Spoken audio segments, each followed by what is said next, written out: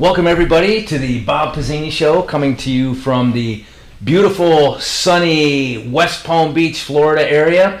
I am at the Podfinity Nation Studios, a new podcast host, and some great friends of mine that put this organization together. And I'm lucky enough to have the Bob Pizzini Show hosted by Podfinity Nation. One of the developers, one of the people who had the idea of not only Podfinity Nation, but a broader concept called Warriors Haven USA, is an incredible patriot, to say the least, somebody who served, somebody who had great success in the business sector, and somebody who is very focused on giving back, especially within the veteran community, but not only within the veteran community. So my guest today, Peter Gary. Peter, welcome to the Bob Pizzini Show. Thank you, Bob. Appreciate it. In your studio. I've come bearing gifts. I do this right. Yeah, well done, sir. Thank you. Well done. Thank you so much. So I've got my Warriors Haven USA coin. I love it. I'm going to briefly read Peter's bio, just so we know a little bit about who he is and what he's done. Then we're going to jump into a great discussion. Thank you. So Peter Gary served in the Elite Force Reconnaissance Unit of the United States Marine Corps for 8 years. After he left the service, he began a decade-long career in the automotive industry, where we discovered last night at dinner we have a mutual friend, Rich Appleby, somebody who we both have great respect for, to say the least. At Wilson Chevrolet. Incredible, absolutely incredible. Where he went on to serve as general manager for several of the country's leading dealerships. During the late 90s, Peter embraced the emerging technology market, smart guy, and shifted out of sales and into the rapidly evolving tech space. He moved to South Florida and helped launch several highly successful businesses.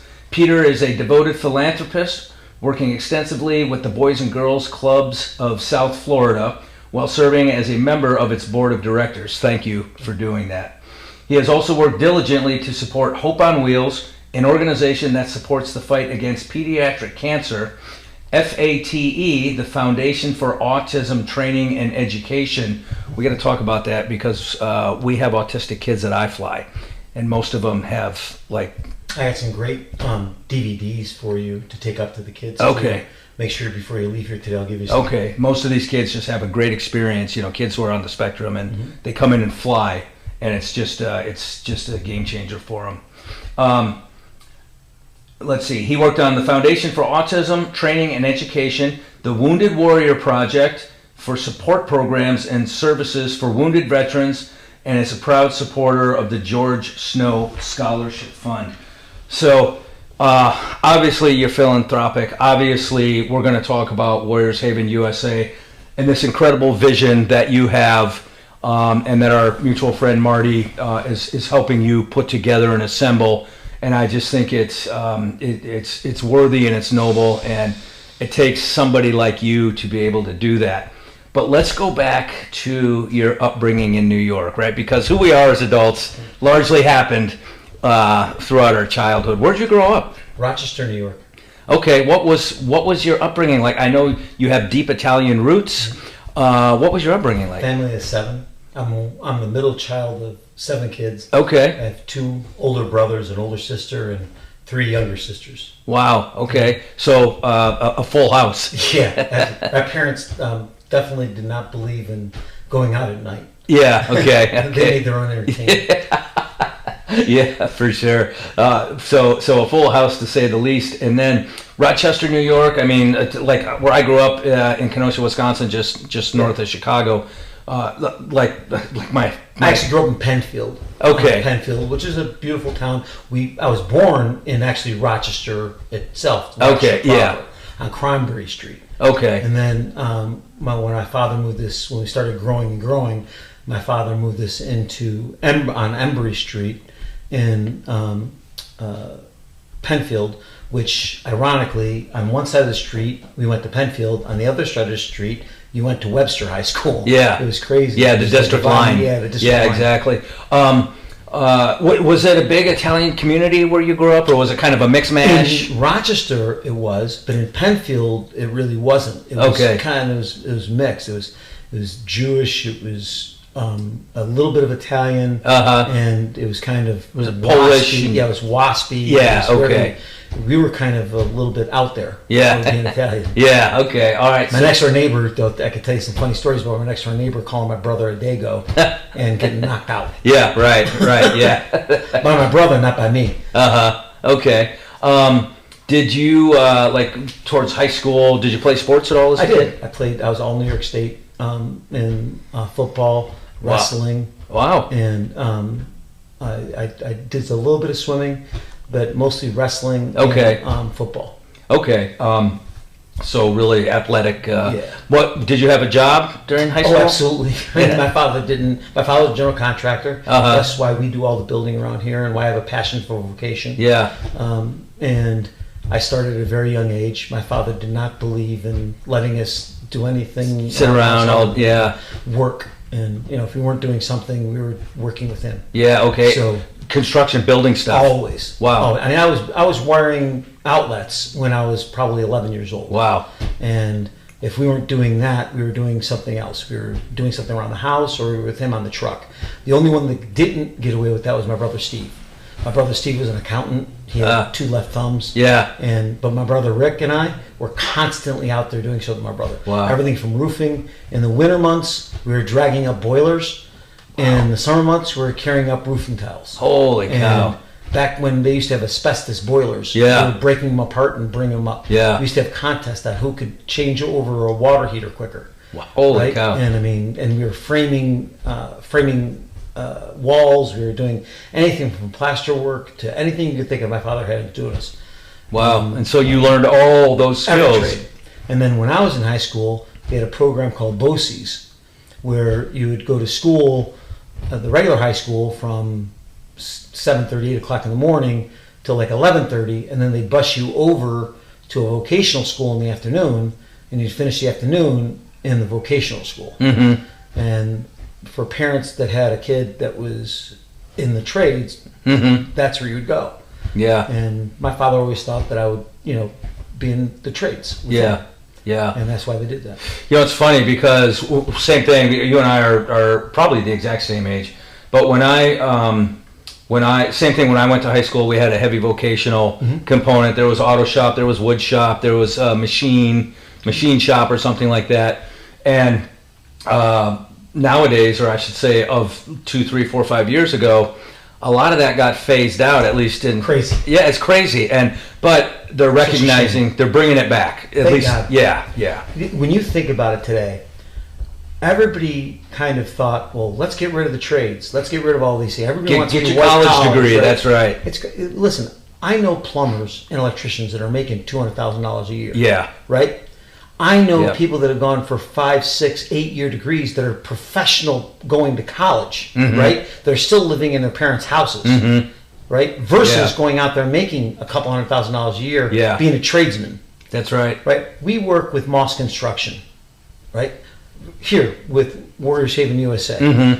I can't tell you how proud I am to be working with an organization like Moss Construction that goes out there, looks at the veteran community, and strives to bring in veterans throughout the country. Why? They know that they're going to have integrity, honor, and commitment. Right? They know that they walk out there and they get these guys and they want to have a vocation and want to come in. They know that they're going to come in and want to learn. For sure. They know that they're going to have discipline. Yeah. They're going to listen. They already know that they're going to have a safety structure. So they're not going to have to teach them how to be safe. Yeah, right. They know they've gone through training so that they're going to have the aptitude to learn. Right? Exactly. That's right. And they're going to go right. out there and do what they're told. Yeah. So they go out there and they work with it. And they even know that sometimes, you know what, they've gotten out. They've been out for a couple of years. They may have gone through a couple of things here and there. They're willing to give them a second chance. Yeah, right. They're such a great organization, which is why we partnered with them. And it's a beautiful thing. That's great. And they have jobs all over the country. Oh, I was going to say, so is Moss Construction based here? Yeah, they are, but they have jobs from here to Hawaii. Wow. From here to Alaska. They have jobs all over the country. Wow, holy cow. So your dad kept you busy teaching you skills that honestly every young man should learn, in my opinion. Best thing my father ever did to me. Yeah. Not only that, I mean, I can tell you a funny story. I'll tell you a funny story about boot camp with my dad. Okay. But my dad taught me everything from swinging a hammer to HVAC. Right? And everything in between that. That's incredible. And there's nothing that I can't do. Unfortunately, I let my wife know that. Right? And I was good all the way up until the point when my business got sold, and now I had free time. Yeah. Right? And she's got the list. There's no getting it back. Yeah. Yeah. So I no longer have free time to go play golf or anything else. Yeah. Well, we got to do something about that. So let's. So with that kind of upbringing and that focus on trades and construction and that level of skill, how was it you found the Marine Corps? So, two things. First off, have you ever watched the movie The Sands of Iwo Jima? Oh yeah. Okay. The moment I watched that movie, I was done. You could stick a fork in me. Yeah. Okay. Secondly, my uncle was on Iwo Jima. Wow. And if you look over that wall, you'll see a picture of the Iwo Jima with sand from the island and a round expended upon that island. Wow, that's cool. 5,462 men died on that island. Okay? Wow. We talk about 9/11. Tragic, tragic, tragic day. So many men and women died of that day. Yeah. Non-volunteered. Okay? They didn't volunteer to die on that day. Yeah. They didn't know that they were going to die on that day. Yeah. They had their lives ripped from them. Their families had their lives ripped from them on that day. And it was tragic from cowards. Those cowards took our American lives from us that day. Okay? Those men on that island volunteered. They went into the fire. Yeah, like the firemen. Frame of reference. You're talking about 9/11. 9/11. Yeah. I'm just making a comparison. Yeah, for sure. In between the difference, so that our viewers can understand the difference of veterans versus civilians, right? And firefighters. And I'm talking about first responders too. Right? For sure. Because it's an important thing to know. Police, fire, EMS. That our firefighters and our policemen are the same way. I think I can't go into a restaurant, a convenience store. I don't care where I'm at. If I see a firefighter or a police officer, I thank them for what they're doing. Yeah. It's the same thing. They give their service to us the same way that a veteran does. Every single day. Yeah. They serve us the way that we serve them. Yeah, I love it. Right? Absolutely love it. So your uncle was kind of your inspiration, or you saw the sands of Iwo Jima, and I didn't even know my uncle was in the Marine Corps because World War II veterans are a little different than us. Yeah, right? for sure. And I told you, what did I tell you yesterday? I really don't like talking about it. Yeah. And to be honest, I don't. Marty doesn't even know and didn't know until a long time ago a lot of the things that I do. I just don't send it out there. There's certain veterans that don't talk about their past. Yeah, for sure. For sure. And there's nothing wrong either way. Yeah, that's right. No, right? It's all good. Just, I always love, because so many of my guests are military folks. Right. And I always like to know what attracted you to the military. What attracted me to that, and honestly, in life there's the ultimate givers and the ultimate takers. Right? You'll find that most veterans are the ultimate givers. Yeah. All right? Yeah. They're there for service before self. And I truly believe that. Yeah. So do I. And especially with you, right? EOD, you can't be a more ultimate giver and wanting to go out there and diffuse a device that you're going into hell to protect others. Yeah. I have so much respect for you. Yeah, thank you. To go out there and want to do that. That takes balls the size of freaking New York and Texas. When EOD was first established back in 1940 by Draper Kaufman, there was 3 requirements.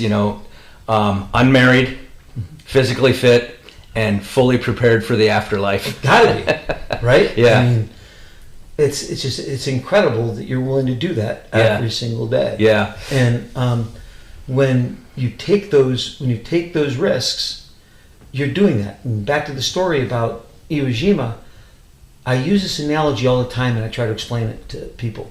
It was awful, 9/11. But look back at Iwo Jima.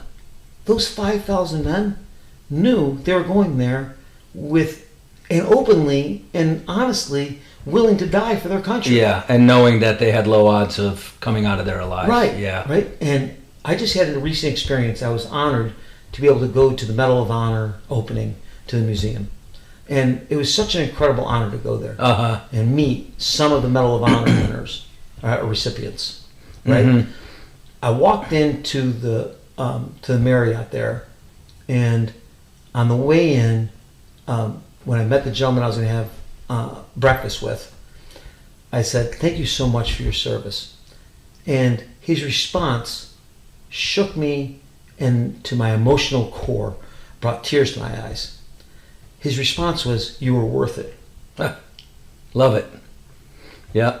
That is such a humbling response for a man Yeah. that was a recipient of the Medal of Honor. It brought tears to my eyes. Yeah. Yeah. That's very thoughtful for sure. So that's incredible. So you and I just think, I know you don't like to shine the light on yourself, but I know that during your time in service, you saw some pretty serious stuff, and you paid a price. You made a sacrifice physically for this country. So thank you. And I know that even today, you still have some effects from that. So thank you for what you've done and your bravery and your service. And then at some point you said, "I'm gonna take my life in another direction." And that direction turned out to be wildly successful, but let's just go back. You got out of the Corps, and what was next? Well, that's a funny story too, right? So here I am. I come down to South Florida, thinking I was going to actually go to work for the DEA in law enforcement, because it was right in the height of the cocaine cowboys. Okay. Right? Miami Vice. Yeah, pretty much. It wasn't really like that, but Scarface. back then they needed, kind of shooters, guys and operators that were gonna bang down the doors, get all the guys out of there, clear the houses, and let the agents go in and make the arrests. They didn't want them. They felt that they were a little more suited to make the arrests, and we were still expendable. Make kind of, Yeah. I mean, Yeah. you're used to that Yeah. mentality, right? We're expendable, they're not. So, and we're also good at the firefight. We're also better at the firefight. I think it's more that they thought that we were expendable. Yeah, okay. But I'm used to that, right? So, and I believe that in my heart now more than anything. It's hard to put that ego aside and say that that's kind of the value of some of us. But I really believe that in their heart, that's what they felt. Okay. Right? They can get as many grunts as they possibly think, and just throw us up there, and they'll pay us 30-40 grand a year, and then go ahead and make the arrest afterwards. But so I'm down here waiting. It's about a 6-month wait line to go through the process. Okay. And as I'm doing it, I'm kind of just living off the little bit of money that I have and waiting to go into the academy. And as I'm doing it, funny thing is that I'm in this place called Tugboat Annie's, which is on Palmetto Park Road, and Powerline Road, and 18th. Okay. And here in West Palm Beach? No, it was actually in Boca Raton. Okay. And a fight breaks out in the middle of the dance floor, and I'm with a girl dancing. And remember the old parachute pants? Yeah. Unfortunately, yes, I do. I'm in my mid-20s. Yeah. Right? I went in at 17. I got out 8 years later. 25. Yeah, 25 years old. And these two freaking, gorillas that thought they were all that in a bag of chips, keep on bumping into this girl and bumping into me. Now, I'm not that big, right? And these guys are muscle-bound idiots. Yeah. And they kept on going at it and going at it and going at it. And I said, "Guys, bump into me one more time, or we're going to have a problem." And they're looking at me thinking, "Well, what, Yeah. I do it intentionally this time." I grab them both by their gonads. Literally just grab them, lift them up, and I start walking them to the door. I tell my date, "I'll be right back." I walk them out just like this. I say, "Listen, if you fight me, I'm just going to rip them out." And I walk them out on their tippy toes and just throw them to the ground. I said, "Unless you're growing, you better just stay on the ground, because I'm going to leave. You're going to leave in an ambulance." I walk back in, and the owner of the bar is sitting there. I'm going, "Would you like a job?" Wow. And I go, "What?" I says, "I've never seen anything like that. That was the most incredible thing I've ever seen." And I said, "What are you talking about? I'm here just enjoying myself. I didn't want to get bumped into." "Yeah, but that was incredible." And I ended up working there for a little bit of money and all the beers I could drink. Okay. Working security, I take it. And I ended up hiring some people to work the door, women to work the door, because you'll find out that women, if you pay them right and they work the door, they won't let girls in for free, and they'll check the IDs and they'll let younger girls in. Yeah. They're just more deal. And then I started there, and then I went over to, I used to go over from there over the Mallet late at night, because they closed at 4 o'clock in the morning. Ooh, man. Right? I don't sleep. So I went over to the Mallet, and I started working over there, and something similar happened over there, only a little more dangerous. One of the wives of one of the owners, somebody pulled a gun on her. And I stopped that from happening. And so I got a job over there.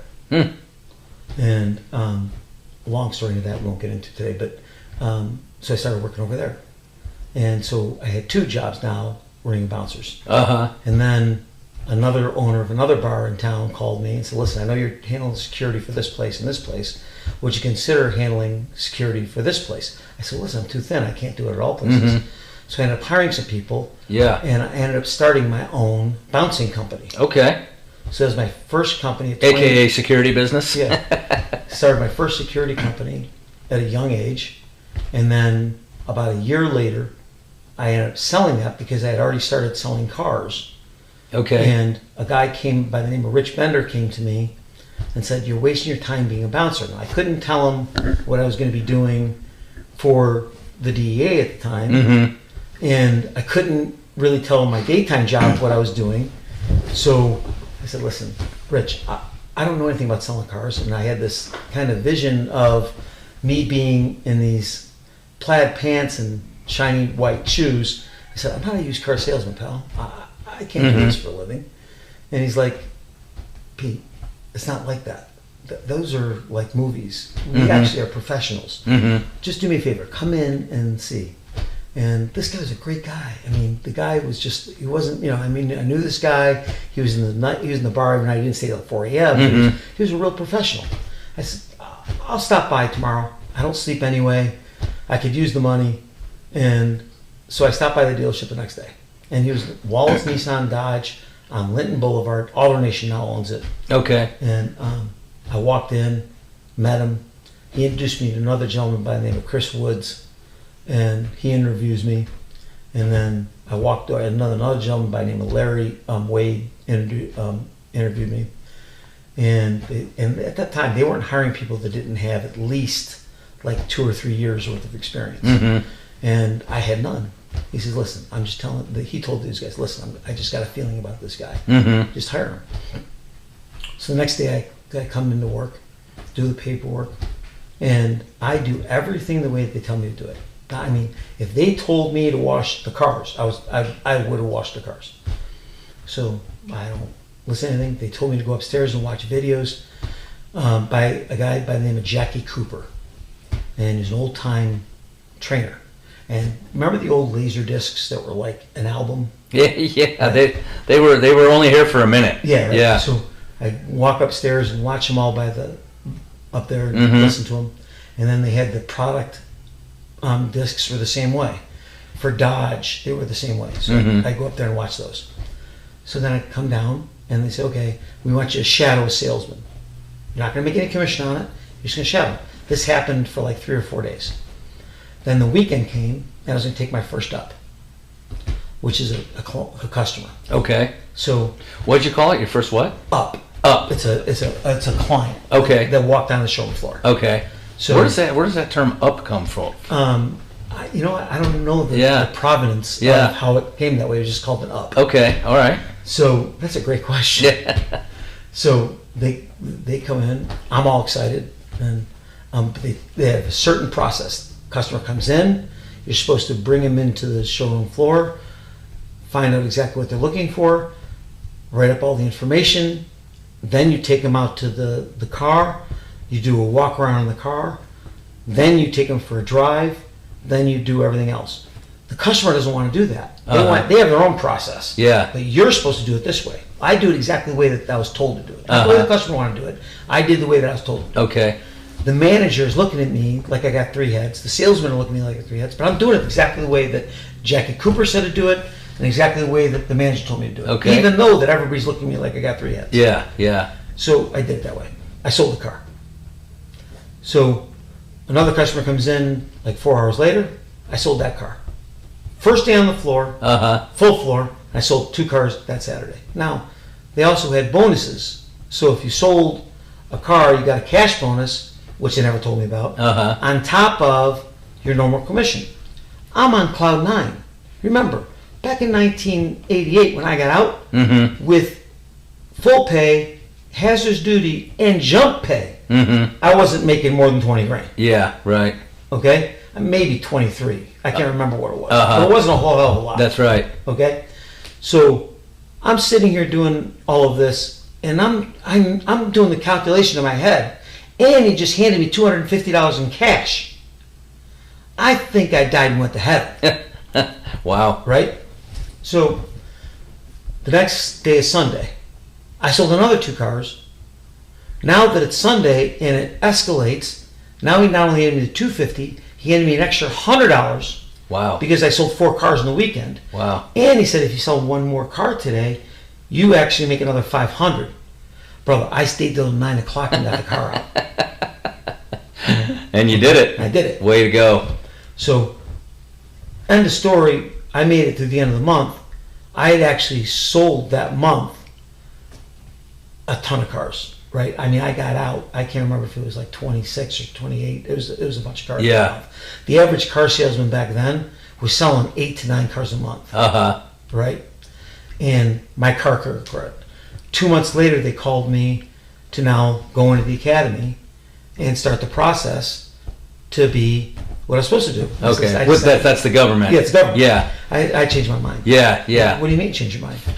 I said, I decided I have a new career. Yeah. Yeah, but you signed. I said, am I obligated? And he started to say, well, I said, stop. Did I sign anything that honestly obligates me like I did in the Marine Corps? Be very careful when you answer this question. Am I obligated to a term? Well, no. Then I'm out. Yeah, wow. I just made $33,000 last month. You are telling me I'm only going to make $34,000 for a whole year. Yeah, exactly. I made that last month. Yeah, holy cow. Wow, wow. And that started my career. So that started your career in the automotive industry, and that happened here in South Florida. Then how did you wind up back in the Hampton Roads Metro, Norfolk, That was Virginia a long Beach? way around because I actually got recruited out to Virginia. I actually got recruited out to Arizona. Okay. A gentleman by the name of Larry Van Tile, who is a guru in the automotive industry. He actually is probably, you know, they say you might be one of the smartest guys in the room. He's probably one of the smartest guys in the room. Okay, all right. So him and his father, Cecil started the business, and then Larry took it to the next degree, right? They moved from St. Louis, where they had dealerships, and then opened them out in Phoenix, Arizona. Okay. And they had the #1 Nissan store in the country called ABC Nissan. And since I was the year that I was the #1 Nissan salesman in the country, they brought me out. This is a funny story too. So they just found you through the Nissan network? Well, because I had reached that accomplishment. Technically I had, but there's a story behind I didn't. Because, well, I was enjoying the fact that I had hit it. Somebody came around and beat me because I took a day off. They told me I hit it and I took a day off, and then somebody punched a couple cars and beat me out of it. Okay. So, long story, but I got a phone call from a gentleman called Larry Van Tile, and he wanted to have me come out, and I thought it was a prank. So I get the phone call, and he says, listen, I'd like to invite you out to Phoenix, Arizona to come meet with me. And I said, Mr. Van Tile, I'm very happy where I'm at. They treat me very well here. And he says, well, I understand, but that's a pay plan. I'd like to put you on the dealer development program. Now, I didn't know it at the time, but if you don't own 51% of something, you're still an employee. That's right. That's right. Okay? At least 50-50 you got a shot. But at 49%, still an employee. Yep.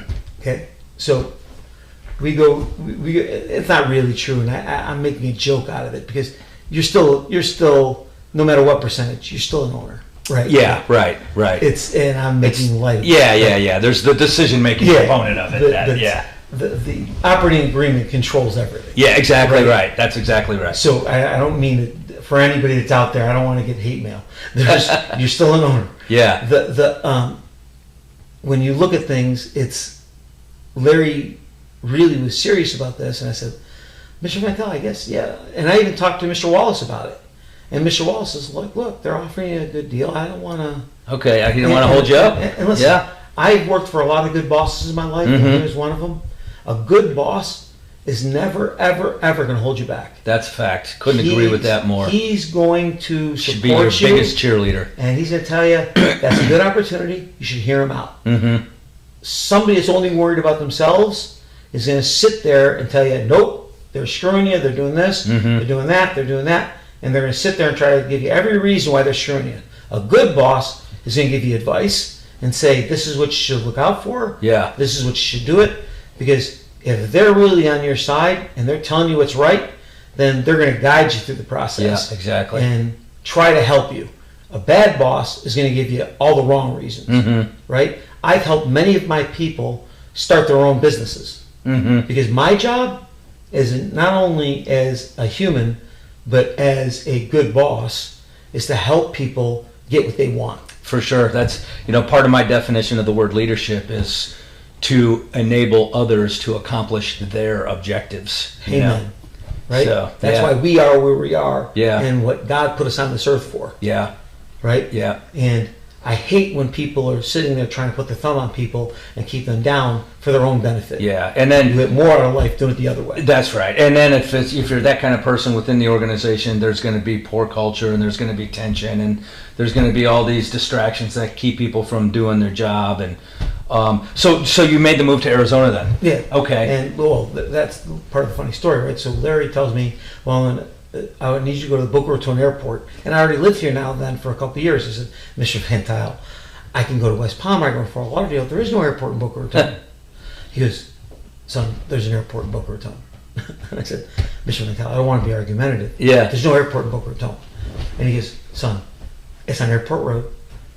Go down to Glades, make a right on Executive Boulevard. There's an airport in Boca Raton. And I said, oh, okay, sir. And sure enough, he had I can't remember if it was a G2 or a G3, but I flew out private. I was done. Wow. When I got on the airplane, I was done. Wow. He flew you down there in his airplane? Yeah. Wow. I was done when I got on the airplane. Okay. Let alone getting off the airplane. Yeah. Larry knows how to do it right. Yeah. Wow. That's incredible. That's man, oh man, talk about a boss who's taking care of you. Yeah. So Phoenix, you moved to Phoenix. Went to Phoenix, worked for Larry for 5 years. Okay. And it was a great career. I learned how to sell cars at Wallace. And finance. I learned volume from Larry Van Tile. And I learned how to take care of customers at Hall. When Ken Hall got me with a little stint with Rich and Walter. Then when I went to work for Ken Hall. Okay, this is back in Norfolk, Virginia Beach. Yeah. When I went back to work for them, which I love being in Norfolk and being back with the military. It was just such a blessing. Yeah, and where you were stationed for most of your... Well, I was actually stationed, I was attached to 2nd Anglo and down in Camp Lejeune. But, and my last duty station was in Little Creek. Well, actually Fort Story, but it's, the command is Little Creek. Yeah, right. And then you're attached to Fort Story. But 2nd Anglo and Camp Lejeune is where second forces. Okay. So, but it was that I was barely there. Okay. Even though I spent time there and then wound up having an issue with the water, but that's a whole nother story. But now you're back, and you're back as a. What was your capacity in the automotive industry when you were back? I came in there originally to be part of the store, one of the stores. Okay. As a GSM at one of the stores. Okay. And then just got promoted different levels, and stayed there for 5 years. And I was running stores and being a fix-it guy. They were going through a high growth period, and one of the reasons why they wanted me there was that they were going from negotiating to one price. Okay. Right? And That's what CarMax does now. well, they were always one price. And the problem is that everybody that was there was homegrown, and they didn't have anybody that was well experienced in negotiating. Mm-hmm. Everybody there was used to the way that Mr. Hall was doing it, which is one priced, and I came from a negotiation high pressure store from Van Tile. So they needed somebody that they could trust, that from, if you told me at 12 o'clock today we're no longer negotiating after they bought it, right? Mm-hmm. They knew that at 12:01 we were done. Okay. There was no longer negotiations at this store, right? They took it so seriously that you were fired if you negotiated. Oh, wow. If you so much as gave them a free pinstripe and you sold 30 cars a month, you were fired. Wow. Integrity meant everything. Yeah, right. To Mr. Hall. Right. I loved that man. Mm-hmm. When I tell you that I would have taken a bullet for that man, I mean that with every fiber of my being. Wow. That man had more integrity in his finger than the majority of civilians in this world. Wow. Wow. So how long were you with Hall then? This 5 is years. Hall Auto Group, 5 years. Yeah. And what led you to the next thing? Why did you leave Hall? I got hit by a drunk driver and lost my dad, all in the matter of 6 months. Were you in a vehicle when you got hit? Yeah, Honda Accord. Wow. Wow. Were you seriously injured? They had a fuse 4, 5, and 6. Wow. And when I went tell you about his integrity, when I woke up 1:30 in the morning, Ken Hall was standing over me with my ex-wife. Wow. And told me not to worry about anything. Yeah. So C4, 5, and 6 All fused. Wow. So that accident, how did that impact your employment with Hall? He paid me for a year and a half while I was out. Wow. Everything he owed. Yeah. Never changed my pay. Wow. Wow. And when I was done, I told him, I said, Ken, I don't have it in me. I So- gotta get out Took you a year and a half to recover. fully. Fully. I mean, I still worked, but Okay. I wasn't the guy that Yeah. I was. And I told him, I said, Ken, you can't keep on paying me. I'm not the guy. I don't have it in me right now. I can't keep on doing this. My heart isn't in it. And And you said you lost your father in that same time Yeah. frame. So he passed, like he was still up in New York? Or? no, he was down here in Florida. Okay. And just before that, I wanted to go see him. I didn't have time. We were opening up a new store, and then we were opening another store. Yeah. I kept on telling him I'll come down and see you, and I didn't. And my head was all fucked up. Yeah. Yeah, for sure. And my head just wasn't in the game. And I told him, I said, you can't keep on. And I was good, making good money. And I had money in the bank. And I said, Ken, I can't do this to you. You're too good to me. And in the process, by the way, in Virginia, that's succession of insurance. Right?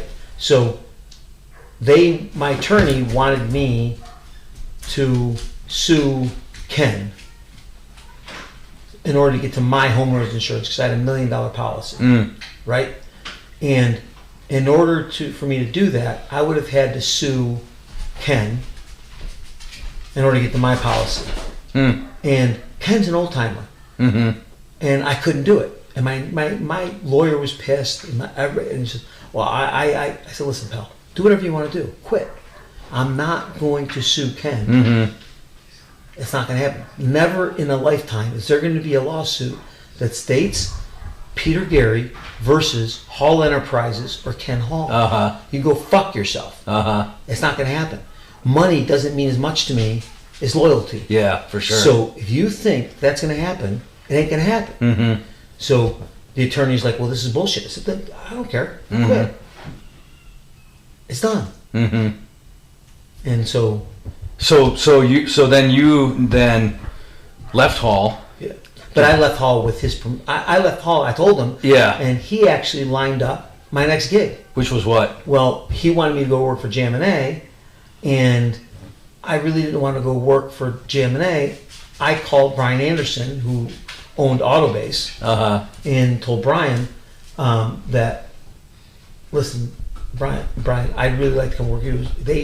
Autobase had come into the Hall organization, which is a CRM solution. Okay, so then you moved on from Hall, Yeah. and your next opportunity was what? Then I went to work with Autobase. Okay. And we grew that from 167 stores to 3,000 stores nationally Wow. over the course of a few years. Was it a like a dealer, like a GMC? No. It was a CRM solution for dealers back before even Salesforce was out. Oh, okay. It was written in DOS. Yeah, and right. we converted it from DOS to right into Microsoft. Okay. And worked with a great bunch of guys. We only had probably maybe 9 employees when we started, and actually got sold twice. Once to a VC company.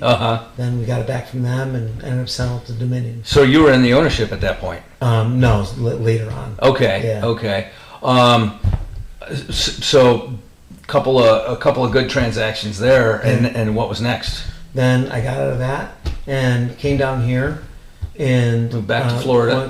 Why'd you move back to Florida? I've always had a place in Florida. Okay. I've always had a place in Florida, and I actually lived here in Florida when I worked for Autobase, and when I was with Autobase, we actually had a place in Tampa, and I moved from Tidewater area down to Tampa, and then I moved from Tampa down to Boca Raton. Okay. And because we had a training facility over in Tampa, right in downtown Tampa. Yeah, that's a beautiful part of the country as well. Yeah. I lived on Harbor Island. Yeah. And then we came over here. Wow. And then I got out of that and I went back to work for Lou Baccarat for a while. Got back into the GM world. Okay. And then 9/11 hit. How did that affect you? I wanted to go back in. Yeah. Okay. Wow. And that's funny because one of my previous episodes, I was talking to a SEAL reservist, and it's the same thing. When that happened, he wanted to go from reserve to active. How can I get in the fight? You know? Yeah. And I told a guy this the other day, and Marty, I said, they just told me I was a little bit too old, a little bit too slow, and a little bit too overweight. and just I was that, and I was a little bit, but. And being in the training end of it versus being in the thick of it. Yeah, right. Not the same. Wow. So 9/11 hit. You didn't go back in, obviously. So what was your next business opportunity? The next business opportunity was a buddy of mine who was in the advertising end of it. Said, hey, look, I really want you to do consulting for me. I'm losing some of my business. I would like you to come in and consult. And I did, and it was in the advertising side. Okay. And I took to it like white to rice. Okay. And I just loved it. Okay. And what were some of the things you did in that realm? I went around and talked to dealers. I believe in... Oh, still in the automotive space? Always in the automotive space. Okay. At that point, it was Honda dealers all throughout the country. Okay. And he had a lot of the dealers throughout the country that were Honda groups. Tier 2, there's Tier 1, Tier 2, and Tier 3 groups, right? And so when you look at those groups, Tier 1 is OEM, the original manufacturer origin. Tier 2 are regional dealers. Tier 3 are the dealer principals themselves, the actual dealerships, right? So when we did all of those, we looked at it and how we were going to do it, so I went in and talked to them. When I look at the dealers and I talk to them, it's somebody that's been in their seat that's actually talked to them and worked with them. And so I talked to them, I listened. God gave you 2 ears and 1 mouth for a reason. And really paid attention to them. Wow. And saved a lot of their business. Through increased sales? Yeah, through increased sales, but really listened to them and found out I kept their business for them. I didn't increase their sales yet. Okay. I just kept their business for them. Wow. And that company, this is a CRM company before, like you said. No, this was just the advertising agency. Oh, okay. I was out of the CRM business now. Now I just started with him. I wasn't a partner with him, nothing. I just literally worked as a consultant to his advertising agency. Okay, gotcha. And this was Omni Advertising. And helped him with his agency. He had a partner, Joanne Williams, and this was Ken Hudson and Joanne Williams, and just helped him with Omni Advertising to figure out what's going on and then help them grow it. Okay, all right. And then at some point, did you take that company over? No, I started a whole new one. Oh, you did? Okay. Yeah. How did that happen? Well, first we started one together, which is called High Voltage. Okay. And that one we owned together, built it, and then I split off from him and started Pinnacle. Okay, Pinnacle, an advertising agency as well. Pinnacle Advertising. Okay, again, automotive focused? All automotive focused. Okay. Then I split off and did more than just automotive. Okay. We had financial clients. We had medical clients. Wow. Okay. Everything across the board. But I also did digital. I did mobile. I did everything besides that. Okay. We were a lot bigger than just traditional. Uh-huh. And I changed the way. What made us different was I changed the way that everybody else was doing it. Everybody else tried to get way too fat on everybody. Mm-hmm. I took a much lower margin and was very transparent. Okay. And I felt that was a much easier way to go. Yeah. Okay. And that model, did that model bear success? You said you felt it was much easier. And yeah, it was huge. But that, yeah, also then obviously the ROI, right? Yeah. When you're very transparent and you let the dealers and the client pay the media, and you're just taking a percentage of it, and you consult versus tell them, and you allow them to make choices, intelligent choice, and you help them along the way. Yeah. And listen. It's obviously going to be a much better model. So, was that your first exit? Second. That was your second. Okay. Not counting the one when I was a kid. Okay. Yeah. You mean the one from the construction, from the trades? Yeah. Okay. All right. Well, that's important that you chalk that first one up as an exit as well. I mean, that's actually pretty brilliant. So, in business, sense. So, when you sold it, why did you sell it, and what did you have in mind, after you sold it? Everything has always led to where we're going right now. It's not about what you keep; it's about what you give. Mm-hmm. Right. I'm very simple. I've always been very philanthropic. Right. If you can talk to any of the employees. They more get aggravated about the fact that my time always goes towards the community. Mm-hmm. A couple of my ex-wife will think I gave away too much time to the community. So a couple of them. How many? Yeah, let's not get into that. Okay, all right. It's more than 4? No, I'm just kidding. Yeah. You can't. I believe that we're put on this earth to give back and to serve. Okay, good. Right? And the more you serve, the more you get in reward. Couldn't agree more. Yep. And the more you give, the more you get. Yeah. And it's not about what goes in your pocket. That's not what I'm talking about. Mm-hmm. I'm talking about the warmth that you get in your heart. For sure. Yeah. And I think people sometimes don't understand that. I think they think the more you give, the more you get in your pocket. Mm-hmm. And I'm glad you made that distinction. Totally glad you made that distinction. Hockey's a big part of my life, and as I coach these kids through the years, and especially like through the high school years when kids start to have girlfriends and jobs and maybe start to get in trouble, hockey was a thing that in many cases helped keep kids where parents wanted their kids to be, and you don't get paid to coach hockey. Mm-hmm. You do it because you want to have an impact, you enjoy it, and when a parent says, "Hey, coach, can I talk to you for a minute? I just wanted to thank you for, this, that, and the other." That's the thanks. That's the warming of the heart. Yes. Exactly. They said you had such an impact on my child, and man, that means a lot. Sure it does. So, okay, let's get into Warriors Haven. And the cool things you're going on. So tell us about the mission of Warriors Haven. So Warriors Haven is built specifically to help veterans transition from military to civilian life. Okay. Right?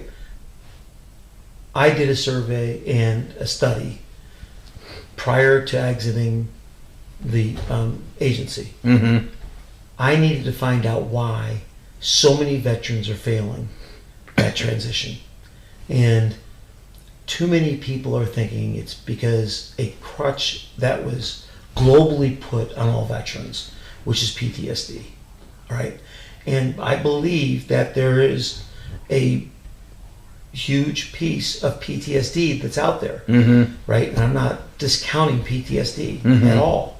And I think PTSD is a real problem, right? My problem with it is that they've now created such a crutch with it that it's being misdiagnosed too many times.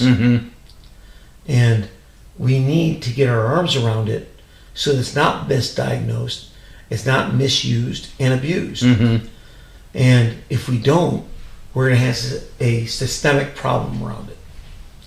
And we need to help veterans, and the only way we can help them is to create a new path that's going to allow them to help themselves.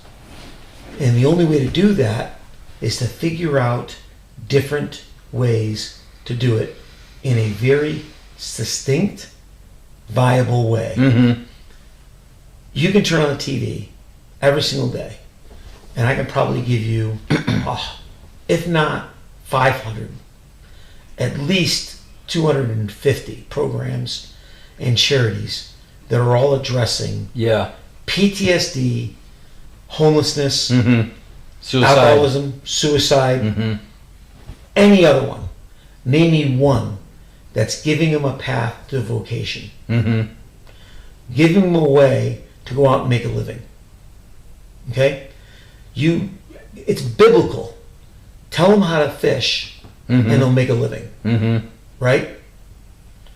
That's what we're here to do. I can't be any more succinct and simple than that. And what are some examples of the vocations you're talking about?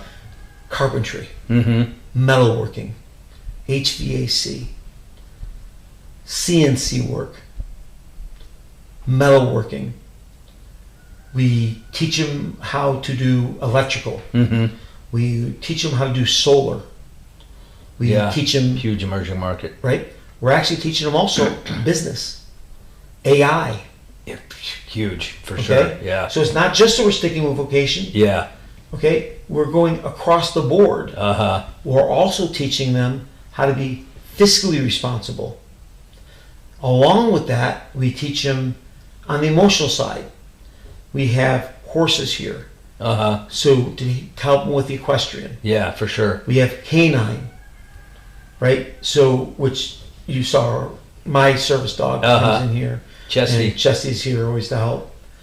But we actually have a culinary program. Right? It's a full-blown culinary program to teach them how to become chefs. Yeah, that's cool. I want to help you with that. Not that I'm a chef, but I heard you making me pizza. But I'm a pizza guy, and I know pizza people, so we'll get the right people down here for that. We have all these programs. We have a CNC. We have a 3D printer program.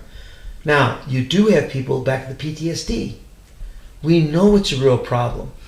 We have veterans that can't be around other people.